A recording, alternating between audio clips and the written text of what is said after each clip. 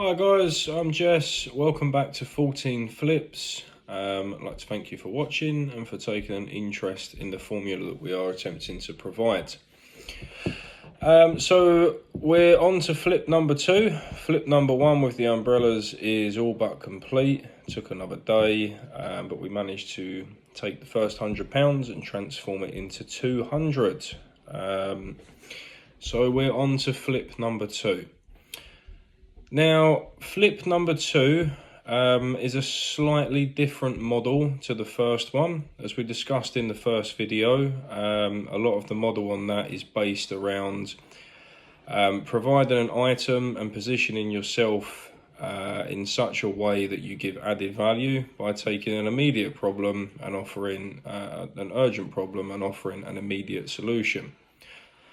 Now, with this model, we're focusing more on people's impulsivity. So, for example, when you go to any supermarket and you go to the checkout tills, you always see those little items dotted around by the till. They're called impulse buys. They're not necessarily what people have gone into the shop to purchase. But because you're in the shop anyway and you're walking past them, you see these little knickknacks and impulsively you'll pick them up and buy them. So this flip relies a lot on people's impulsivity. It follows a slightly different model. Rather than buying a product or an item and then trying to sell that at a profit. In this flip, we've bought an item. And we're using that to provide what's called a working service. So there's two different ways to conduct this model. When you buy an item and you use that item to provide a service to make money, you've got a dead service item, which basically doesn't require you to be there or to have any input. Once you buy the product, it essentially works on its own without you needing to be there. Something like a rental company, they may buy, I don't know, a bouncy castle, for example, and rent it out. They don't need to be there the whole time it's in use, so it's working when they're not there. This isn't quite that model. This is called a working service model. So this requires you to actually put work in and to be present in order for the item to work. So yeah, basically what we've done in this flip, we've purchased a Polaroid camera. Very cool, very retro. I'm not a spring chicken. I am actually old enough to remember when these were very popular in the 90s. Still very popular, surprisingly. Even surprised me how popular it was. So this particular model is the Polaroid Go Instant Camera Generation 2. And this works with various coloured photo frames, I guess you'd call them. Now, I'm not a photographer by any stretch of the imagination. I don't really know anything about photography. You don't really require a lot of knowledge, to be honest. Anybody in this day and age that has a mobile phone will know how to half take a picture, at least.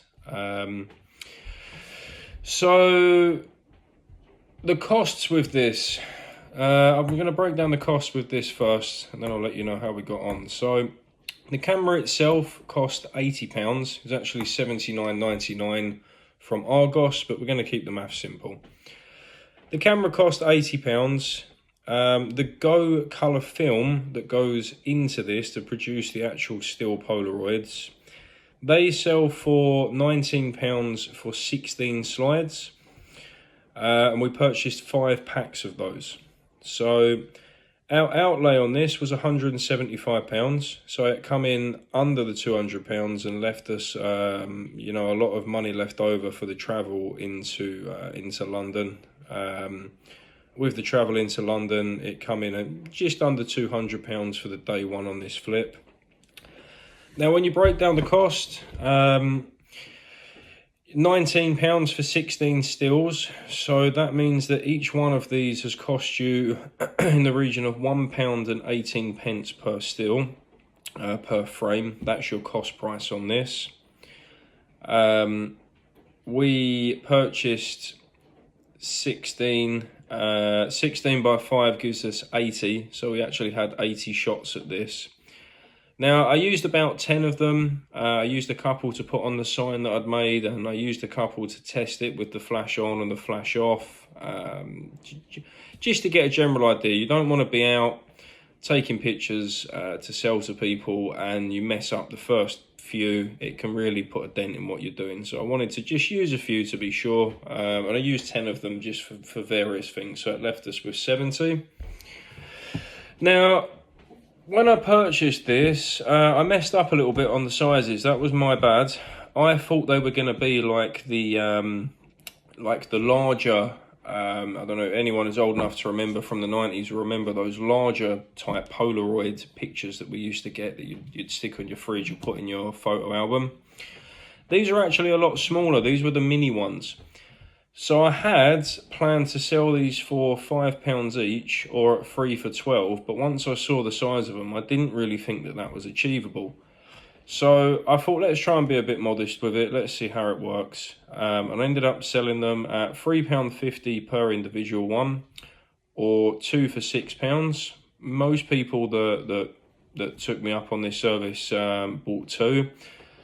So I'm going to work this out based on it being £3 each. Just for the simple maths. So we actually managed to sell all of them on the first day. The only thing that actually slowed me down was that we ran out. It took barely half a day up in London, around the London Eye and the Houses of Parliament. And it was actually very popular. I wasn't quite sure how it was going to go, but it turned out to be very, very popular indeed. We sold all 70 of them. I'm going to say £3 each, which gave us a total return of £210. And we also had we ended up taking £240 on the day. So something else I'd like to talk about is add-ons, especially when you're using something to provide a service. So, for example, if you was doing something that was focused around gardening, cutting grass, for example, cutting grass may be the draw, it may be the main thing, but you wouldn't just do that. You would do jet washing, you'd do hedge trimming, you'd do planting, add-ons, things that you can do that don't require you any additional investment, but that you can sort of bolt on to the service that you're already providing. And this is always something to be very mindful of when you're providing a service, when you're in a service-based flip, is always be thinking, what else can I do without spending any more money? What else can I do here? So while we was doing these Polaroid pictures, I actually also put on the sign a little thing that just said, take your picture with your phone, £2. And look, that was also quite popular. I had quite a few people that took me up on that. And I mean, if you think about it, if you're out with your family, or you're out with your partner, friends, whatever it may be, you always end up getting pictures that are taken from an angle like this, where you're taking them yourself because you want to be in the picture. You never really get the full angle or the full background. They're very like one-tone pictures. Whereas if you've got someone else to take it from a little bit of a distance away, you get the whole background, the whole people in the picture, and it just looks better for people's social medias, Instagram and Facebook and whatever the kids are using nowadays. So that actually was quite popular. That's how we managed to actually bulk on some extra money onto this. So I would suggest to always be thinking, what else can I do at no additional cost? What else can I be doing to make more from this service that I'm providing? So our total return was £240. So after travel, we're already in profit, which is great. That's what we like to hear. This does require a rebuy. That was always going to be the plan. I knew that doing the math that we wouldn't be able to do this in day one. It was never going to be a one-day flip. So the plan now is to order another 10 packs of the stills, of the photos, the things that go in the camera. That's going to cost us £190, 10 times 19, £190. 16 times 10 will have 160 stills, and if we sell them at an average of £3 each, the return on that will be £480. Next time I go, I'm also going to take like a battery pack with me to keep the camera charged up. It doesn't take batteries, it does require charging, which was a little bit of an oversight on my part. I probably should have thought about that more. The camera, towards the end of the day, it was starting to die. If I wanted to stay a little bit longer, if I hadn't managed to sell as many as I hoped to, then I would have probably would have been a problem. So I'll take a battery pack with me next time as well. I am quite confident that we should be able to complete this in one more day. It doesn't rely on any kind of particular weather. You don't necessarily have to be in somewhere like London. I just went there because of the huge footfall. You could do this in any kind of city, really. It doesn't have to be done at any particular kind of day, any time of day. I think if you went out in the evening around bars and things like that, you'd probably have just as much interest, maybe even more interest, because after a few drinks, everybody is that little bit more impulsive. So yeah, I just want to talk about why this flip is successful a little bit. So it seems quite simple. Everyone's got a mobile phone in their pocket and has the ability to take pictures nowadays. But sometimes you can take something that already exists and you can provide it in more of a niche way. Not everybody's got a Polaroid, and no one really has actual physical pictures that they take away anymore to stick on their fridge and to put up somewhere. In this digital age, it's a lot more of a rarity than it used to be. So I think that resonated with a lot of people. Older people, it made them feel nostalgic, and younger people, it was like kind of cool and retro. Something cool to show their friends, I guess, their trip to London, and look at this picture we've got. So you always want to be thinking along lines of trying to be niche, trying to be a little bit quirky as well. Just because everybody else is doing something, or everyone has the ability to do something, I would always try and be thinking, well, what if I was going to do that, what can I do to separate myself? Like, anybody could go out, for example, with a digital camera and take professional pictures, send them via email or have them in a PDF, but I've never really seen anybody taking physical pictures in the street anymore, and that's why I had the idea that, no, this is how I'm going to separate myself with this flip. I'm going to provide the actual physical picture. And you can apply this to almost anything that you do. You always want to be thinking, how can I separate myself? This relied, like I said, heavily on people's impulsiveness. I mean, nobody goes out. If you was to set up a website and social media advertising this sort of service, no one's going to call you to come to their house and take a set of Polaroid pictures. It's not something that people go out to seek, but if it's there, then people are quite likely to impulsively purchase that, to use that. So the takeaways from this flip are: always try to be niche and quirky, always try to separate yourself from the herd. With this particular model, I mean, this has highlighted a lot how important impulsiveness can be, depending on what you're doing. This has highlighted how you can take an item and provide what's called a working service. It still requires you to put some work in, but you don't always want to be thinking along one-track thoughts. You don't always want to be thinking, right, I'm going to buy an item for £1 and sell it for £2. Maybe you can buy that item for £1 and use it to provide a service that you can sell for 50p 50 times. You always be sort of looking for those opportunities. And as well, like I said, add-ons, bolt-ons, whatever you want to call them, are very important, especially with service industry models. You always have to be thinking, what else can I be doing? Ideally for no additional investment. Depending on your investment level, perhaps you would invest more to bolt something on the side. But you've always got to be thinking, what else can I do? If you just do one thing, in this day and age, people expect more. I think you've got to be ambidextrous in business. You've got to be able to use everything that's available to you and make money from it. So yeah, we've got one more day on this flip. I believe that we'll complete this in one day, and then we'll be on to flip number 3, where we'll have a crispy £400 to invest, which is not bad considering we started with 100. I've got a few ideas in the pipeline for the next one. I'm not quite sure what road to go down yet. The thing that's going against us at the minute is it's a bad time of year, especially for low-level investment. I mean, if we was a few more flips into this, the winter would be a great time because you have Halloween and bonfire night and Christmas, but the sort of investment levels you need, at least for the ideas that I want to present, are far greater than what we've got at the moment.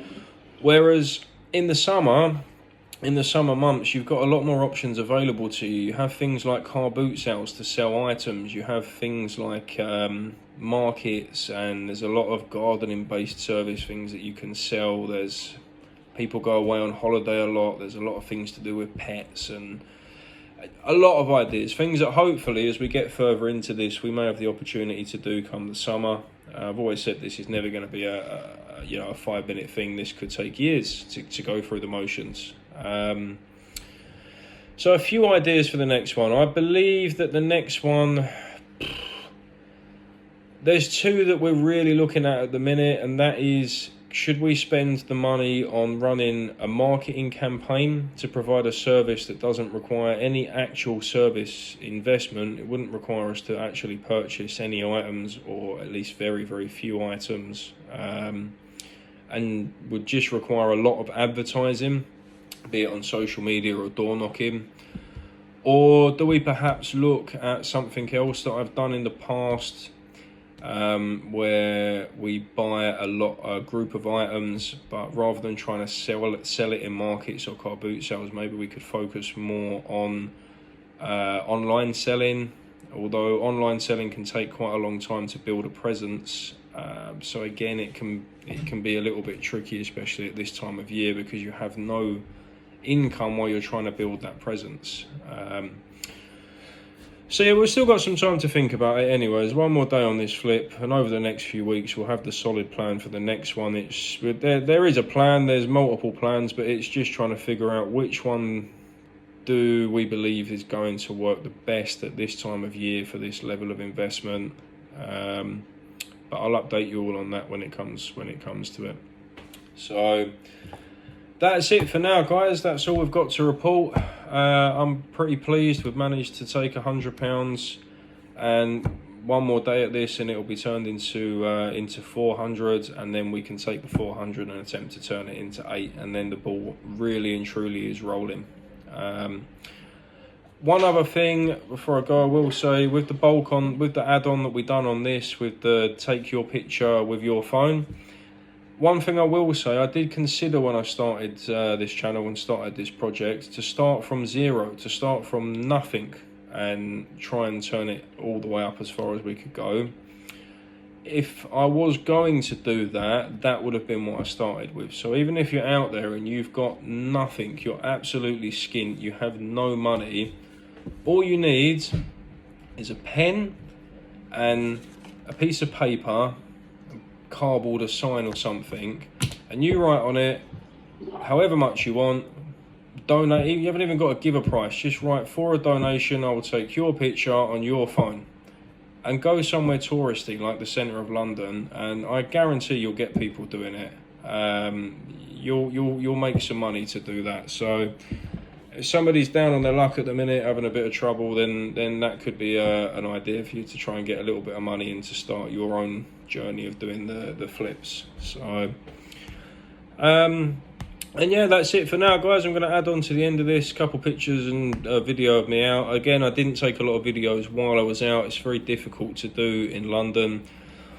I'm hoping as as we move on to the next flips that aren't going to be as street selling based, I may be able to take more videos of actually what we're doing. But when I'm on my own trying to street sell, it's very difficult to be able to video it, and people in the street aren't always happy to be videoed. You don't want to discourage the sale by filming it and someone's not happy with it and then they don't buy it because you're there. You have to be giving your full focus to the customer in the street and be aware of everything that's going on around you.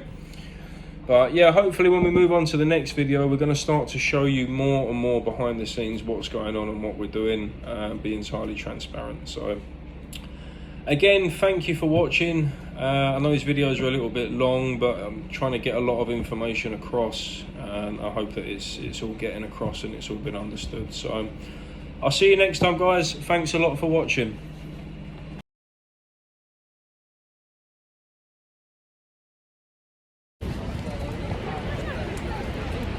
So yeah, welcome to 14 Flips. We're out here doing the second flip today, attempting to turn 200 into 400. And the aim of the game today is Polaroid pictures. You can see we're up here in the streets of London again. Got our Polaroid camera out here. Polaroid camera. Sign put out. And yeah, so far it's going all right. It's a little bit slow, but it's early days still. We'll see how we get on, really. There's someone else on the bridge doing some kind of other photography over there, so we'll sort of come over here for now. Might change location in a little while depending how we get on here. But here's a good spot because you've got the London Eye in the background, you've got Westminster Bridge, Houses of Parliament are over there. May try over near Westminster Abbey soon, or Buckingham Palace or something. We'll see how we get on. So yeah, we're on to challenge number 2, turning 200 into 400. So let's see how we get on.